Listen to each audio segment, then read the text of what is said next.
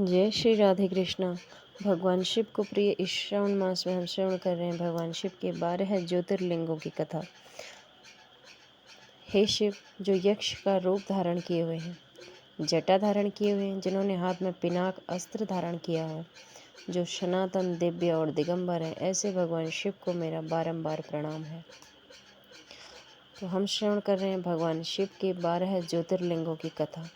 और इस कथा श्रृंखला में आज हम श्रवण करेंगे भगवान शिव के 7वें ज्योतिर्लिंग भीमाशंकर ज्योतिर्लिंग की कथा।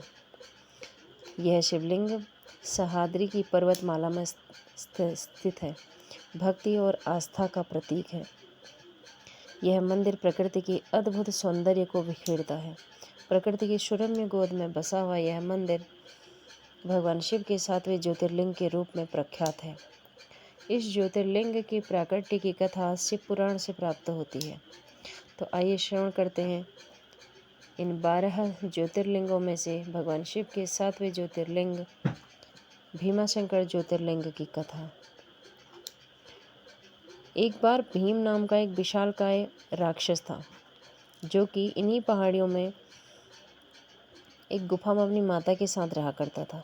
वह देखने में विशालकाय और अपने साथ के बच्चों से कुछ अलग था। बाल्यकाल में जब भी वह बाहर निकलता खेलने के लिए, तो अन्य सभी उससे देखकर भयभीत हो जाते। वह बाल्यकाल में ही अतुलनीय बलशाली था। जैसे जैसे वह बढ़ा, तो उसे भी इस बात का एहसास हुआ कि वह अन्य बालकों से भिन्न है। सब उसे देखकर भयभीत हो जाते हैं। तो इस प्रकार उसने अपनी माता से एक दिन पूछा कि हे माता, मैं अन्य बालकों से भिन्न क्यों हूँ? उसकी जिज्ञासा को देखते हुए तथा उसकी पीड़ा को देखते हुए उसकी माता ने उसे बताया कि हे पुत्र, तुम लंकापति रावण के भाई और कुंभकर्ण के पुत्र हो।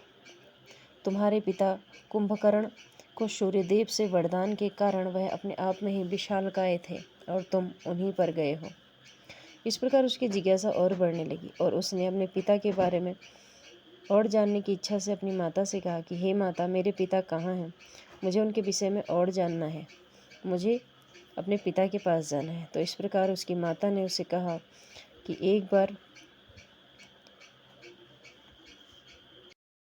इस स्थान पर मैं अकेली थी और तुम्हारे पिता यहाँ से गुजर रहे थे। इसके पश्चात हमने प्रेम विवाह किया और हमारे प्रेम के स्वरूप तुम्हारा जन्म हुआ। उसके पश्चात ही कुछ समय पश्चात ही तुम्हारे पिता को लंका जाना पड़ा।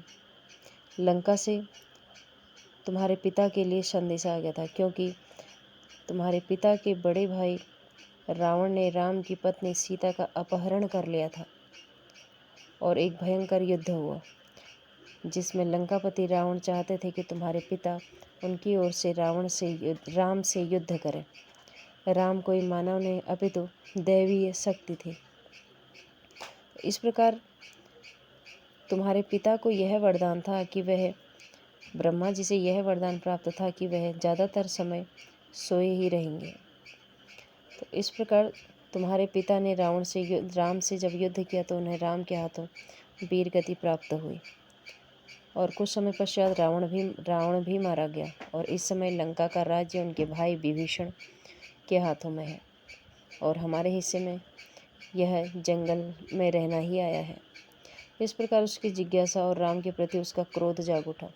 उसे राम से क्रोध और बदला लेने की भावना उत्पन्न होने लगी और उसने अपनी माता से आज्ञा ली तथा हिमालय की तलहटी में घोर तपस्या करने के लिए चला गया। उसने ब्रह्मा जी की हजारों वर्षों तक घोर तपस्या करी।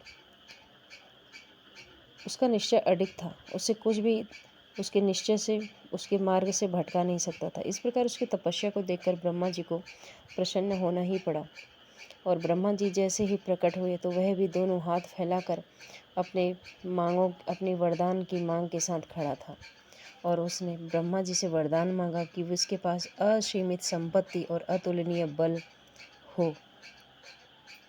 इस प्रकार उसकी इस वरदान के लिए ब्रह्मा जी ने उसे तथास्तु कहा और सर्वप्रथम उसने स्वर्ग पर आक्रमण किया, स्वर्ग पर अपना आधिपत्य स्थापित किया।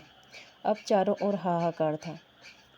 अब उसने धरती पर ऋषभदेव नाम के राजा के राज्य पर सर्वप्रथम अधिकार स्थापित किया।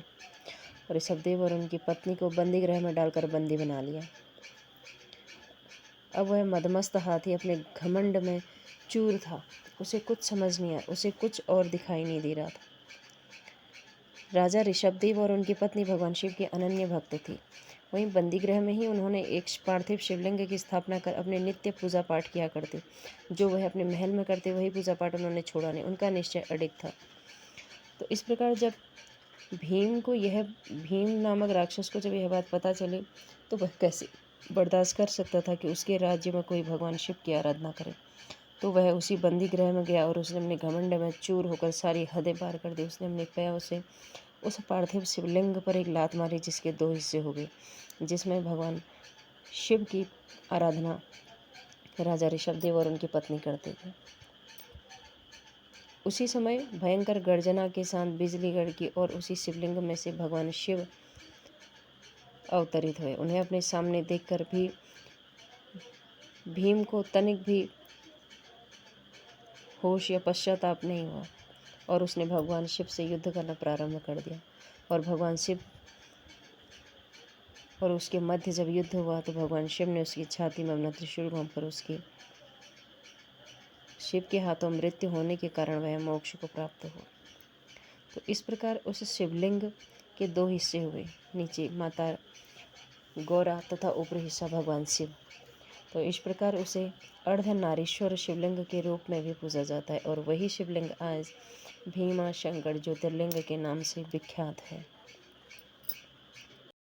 ऐसा कहा जाता है कि द्वापर युग में पांडव तथा कौरवों के गुरु द्रोणाचार्य ने यहीं उन्हें इसी स्थान पर शस्त्र दीक्षा प्रदान की थी। इस मंदिर के पीछे एक मोक्ष कुंड है, जिसमें स्नान करने के पश्चात ही ज्योतिर्लिंग के दर्शन किए जाते हैं। यह मंदिर अपनी प्राकृतिक जैव विविधता के लिए भी प्रख्यात है। इसकी रचना नागर शैली में की गई है। इस मंदिर का निर्माण 8वीं तथा 13वीं शताब्दी में हुआ है। यह मंदिर भगवान शिव के 7वें ज्योतिर्लिंग में आता है। इस प्रकार भगवान शिव ने भीम नाम के राक्षस का वध इसी शिवलिंग में से प्रकट होकर किया था। इस प्रकार इस ज्योतिर्लिंग का नाम भीमाशंकर ज्योतिर्लिंग पड़ा।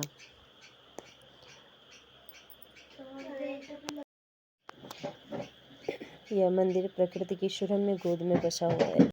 सदैव ही दैत्यों ने ईश्वर की आराधना कर कर वर मांगे तथा उसके पश्चात सर्वप्रथम देवों को प्रताड़ित किया तथा मानव जनजाति को प्रताड़ित किया। इस प्रकार भगवान समय समय पर धरती पर प्रकट होकर भक्तों की तथा मानव मात्र की रक्षा हेतु प्रकट हुए। तो इन्हीं में से इसी कड़ी में हम कल फिर हाजिर होंगे भगवान शिव के अगले ज्योतिर्लिंग की कथा लेकर। इसी स्थान पर कई ऋषियों मुनियों आदि ने तपस्या कर ज्ञान अर्जित किया है।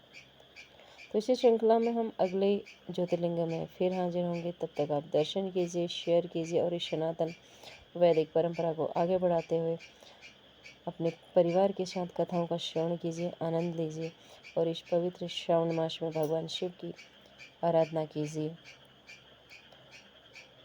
और इस 7वें ज्योतिर्लिंग के दर्शन कीजिए। जय श्री राधे कृष्णा।